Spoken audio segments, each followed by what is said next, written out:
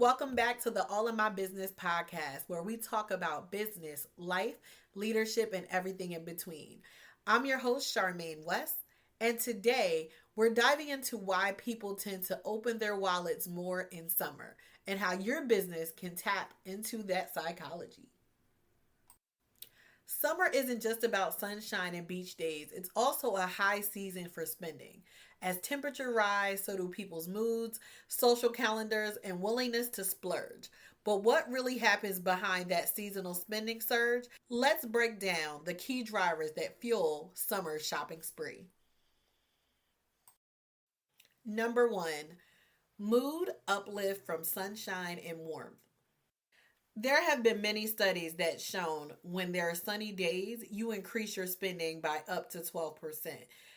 This shows that there is a correlation between better moods and increased spending. Social events and FOMO. So, for those out there who don't know what FOMO means, that's your fear of missing out. Think about weddings, vacations, barbecues, festivals. All that equals more reason to buy. FOMO has a tendency to push our discretionary spending. We need a new outfit. We need gadgets, travel accessories. We want our hair done.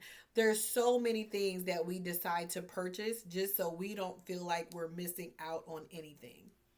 Summertime is where everyone takes their vacation. So time off equals more shopping.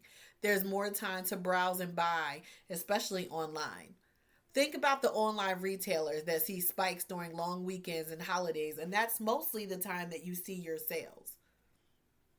Think about the treat yourself mentality. After a long winter or spring, people want to reward themselves. They think about frozen drinks, vacation packages, new sunglasses, summer clothes.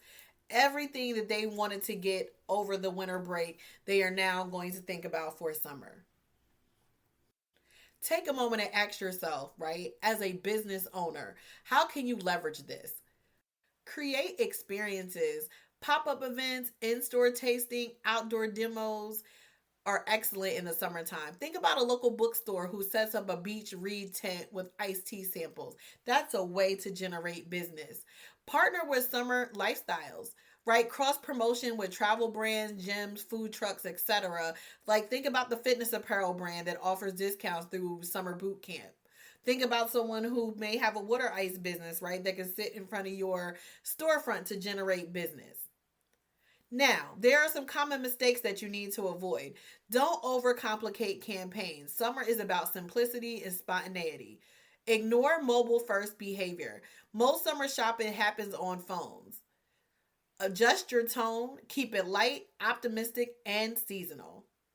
What we need to do is sell the emotion and not the product. In summer, people crave freedom, fun, and spontaneity. Think of a sunglass brand. Instead of saying protect your eyes from harmful rays, what if they said see summer your way? That taps into a feeling. It's about the adventure, the road trip, the music festival, not just the plastic on your face. It goes for any product. If you own a coffee shop, don't just say try our cold brew. Say sip your way into summer mode. Summer is emotional. Use language that invokes sun, movement, relaxation. Words like breezy, sun-soaked, golden hour, escape. Let your audience feel your offer before they even buy it. Next, time your promotions. Summer has built-in sales peaks such as Memorial Day, 4th of July, Labor Day. Don't just run random discounts. Tie them to moments your audience already cares about. Flash sales around long weekends are gold. People are off work, they're browsing online, they're looking for a reason to splurge. Make it easy. And here's a fun idea. Create bucket list bundles. If you sell wellness products, offer a summer self-care kit. You got a retail store. How about a weekend getaway pack that has flip-flops, travel size goodies, portable chargers? Just make it timely and themed. That will get you a crowded summer inbox. Create experiences. Summer is all about doing things. So create opportunities for people to experience your brand in real life, or at least in a more interactive way. A local bookstore can host something as simple as a beach read and iced tea at the corner of their shop. Passersby are going to come by and sit, browse, and buy. A skincare brand could do a pop up shop at an outdoor market. A wine shop could host summer tastings every Friday afternoon. And if you're an online business, you're not off the hook.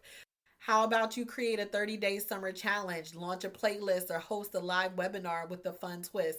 Anything that feels like an experience, not just the pitch.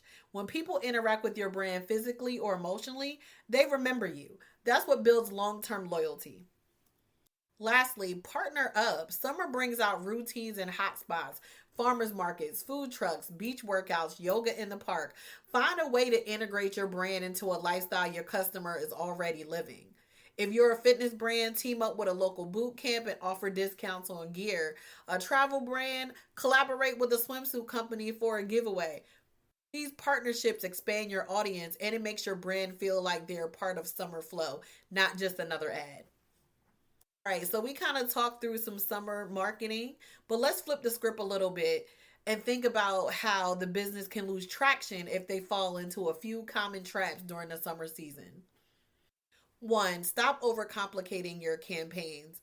It's the summertime. It's not time for a hyper detailed rollout. Why? Because your audience is mentally in vacation mode. Their attention span is shorter, their mindset is lighter, and frankly, they don't want to work hard to understand your messaging.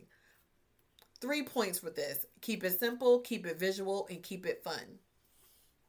I'll add one more tip here. If your campaign needs a paragraph to explain, it probably needs to be simplified. Summer again is about spontaneity. Your marketing should match that same energy.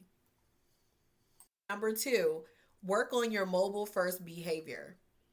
This is a big one because in summer, people are on the go. They're at the beach, they're at the park, they're on the porch, they're in line at an ice cream truck. So, guess what? They're shopping and they're scrolling, all on their phones. So, what you have to do is make sure your emails can be mobile optimized. Your website better load quickly and look good on a small screen. And as far as your social content, it needs to grab attention in the first 2 to 3 seconds. Third, adjust your tone for the season. If your messaging sounds too formal, too corporate, it's not going to connect. Summer is not the time for the, and I quote, per our last conversation, or I quote, we are pleased to announce. It's time for let's go, you deserve this, long weekends call for short emails. Your tone should reflect the energy of summer: light, warm, optimistic, and of course, conversational. So it's time for a quick checklist. So before you hit publish on any of your summer campaigns, remember what we just talked about. Are you keeping it simple? Is it mobile optimized and scroll friendly? And are you using the right tone? Is it fun, fresh, and easy to engage with? Avoid those three mistakes and your brand won't just show up in the feed, it'll stand out. We cover some of the biggest summer marketing mistakes: overcomplicating your campaigns, ignoring mobile behavior, using a tone that doesn't fit the season, and the biggest takeaway I want you to walk away with: summer marketing isn't about doing more, it's about doing less, but better. Also, use this season to listen, not just to sell. Check in with your audience, see how much they're being engaged. Use slower weeks to build relationships, test new content formats, and plant the seeds for fall. Because what you do now, even if it's subtle, can set you up for a stronger Q3 and Q4. Don't forget, your energy shows up in your marketing. So if you're feeling burnt out, try simplifying your own systems. Cut the clutter, focus on what feels easy and aligned. That will provide clarity and it'll come through in everything that you put out. Remember, summer isn't just a season, it's a mindset. If you understand the psychology, you can sell smarter. As always, thank you for listening.